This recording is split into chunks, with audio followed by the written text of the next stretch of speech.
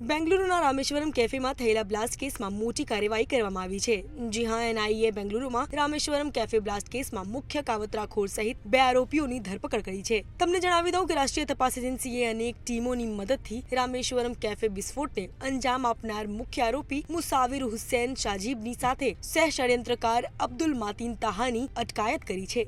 આરોપી સાબિર હુસૈન શાજીબ અને અબ્દુલ માતીન તાહા બંને કર્ણાટકના શિવમોગા જિલ્લાના તીર્થહલીના રહેવાસી છે। તમને જણાવી દઉં કે એનઆઈએ પૂર્વ મિદાનપુરના દીઘામાં તેના ઠિકાણાને ટ્રેસ કર્યા હતા, જ્યાંથી તે પકડાયો હતો। હવે તાજેતરમાં એનઆઈએ મુસાવિર હુસૈન શાજીબ અને અબ્દુલ મતીન તાહાને સહ ષડયંત્રકારો તરીકે ઓળખ્યા હતા। એનઆઈએના પ્રવક્તાએ જણાવ્યું હતું કે ફરાર આરોપીઓની શોધી કાઢવા અને ધરપકડ કરવાના પ્રયાસોના ભાગરૂપે એનઆઈએ કર્ણાટક, તમિલનાડુ અને ઉત્તર પ્રદેશમાં 18 સ્થળોએ શોધખોળ હાથ ધરી છે। તમને જણાવી દઈએ કે 1 માર્ચના રોજ બેંગલુરુના રામેશ્વરમ કેફેમાં વિસ્ફોટ થયો હતો।